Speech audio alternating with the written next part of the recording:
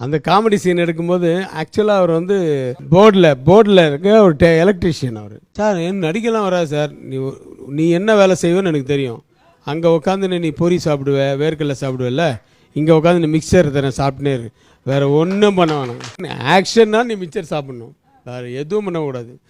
எல்லாம் அரைச்சி இவர் நல்லா வெள்ளையாக இருப்பார், மீச்செல்லாம் வச்சுருப்பார், கொஞ்சம் ஆள் வாட்ட சாட்டமாக இருப்பார். அவர் போர்டில் உட்காந்துருவார். உட்காந்துட்டு அவர் தான் 5 on 6 onனா 5 6 on பண்ணிட்டு அப்படிமா உட்காந்து புக்கை படிக்கிறது அது பண்ணிகிட்டு இருந்தார். எப்போ பார்த்தாலும் இந்த மாதிரியே இருக்கு. அதான் எழுந்து நின்று வேலை போய் லைட்டுக்கிட்டு தூக்க மாட்டேன்னு திட்டிகிட்டு இருப்பேன் நான். சார் இது நமக்கு வேலை எலக்ட்ரிஷியன் வேலை சார், எலக்ட்ரிக்கல் ப்ராப்ளம் தான் கூப்பிடுங்க சார் வரேன் அப்படின்னு. சரி வச்சுக்கிறேன் ஒன்று அப்படின்ட்டு அந்த காமெடி சீன் பண்ணும்போது இது ஒரு அப்பா கேரக்டர் கொடுத்தா இனிஷியல் மேட்டர்லாம் வச்சு பண்ணலாமேன்னு சொல்லி அந்த எலக்ட்ரிஷியன் போர்டில் உட்காந்துருப்பான். அவனை கூப்பிடுவான் கேட்டு, சார் எந்த வேலையும் செய்ய மாட்டேனால அங்கே உட்காரு, நீ ஒரு சார் என்ன நடிக்கலாம் வராது சார், நீ என்ன வேலை செய்வேன்னு எனக்கு தெரியும். அங்கே உட்காந்து நீ பொரி சாப்பிடுவ, வேர்க்கடலை சாப்பிடுவல்ல, இங்கே உட்காந்து நீ மிக்சர் தரேன் சாப்பிட்டுனே இரு, வேறு ஒன்றும் பண்ண வேணாம், வேறு ஒன்றும் பண்ண வேணாம், மிக்சர் மட்டும் சாப்பிட்னாரு. இருந்தாலும் விபூதி போட்டாச்சு உட்காரு. நடுவில் ஷார்ட்டையோ மிக்சர் மட்டும் ஆக்ஷன்னா நீ மிக்சர் சாப்பிட்ணும், வேறு எதுவும் பண்ணக்கூடாது, எல்லாம் அரைச்சி சாப்பிடு. அது என்னடான்னா அவர் ஃபேமஸ் ஆகி அதுக்கப்புறமா வீட்டுக்கெல்லாம் வந்துட்டார்.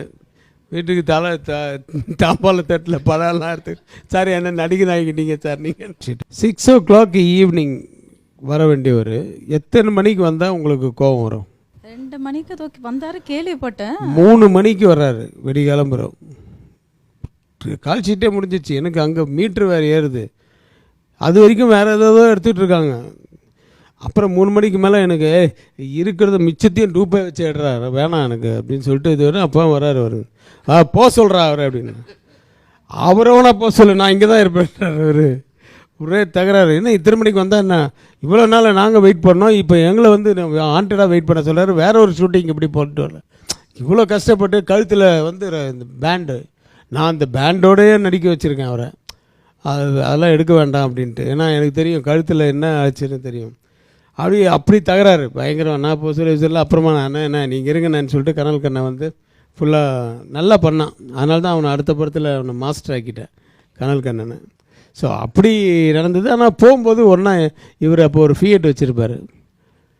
என்ன ட்ராப் பண்ணுறீங்களான்னு, வாங்க வாங்க அப்படின்னு சொல்லிட்டு 2 பேரும் ஒன்றா என்ன, அப்புறம் செல்ஃப் டிரைவிங் என்னை வீட்டில் விட்டுட்டு அதுக்கப்புறம் அவர் போனார். போகிற வழியிலெல்லாம் ஜாலியாக பேசிட்டு போனோம்.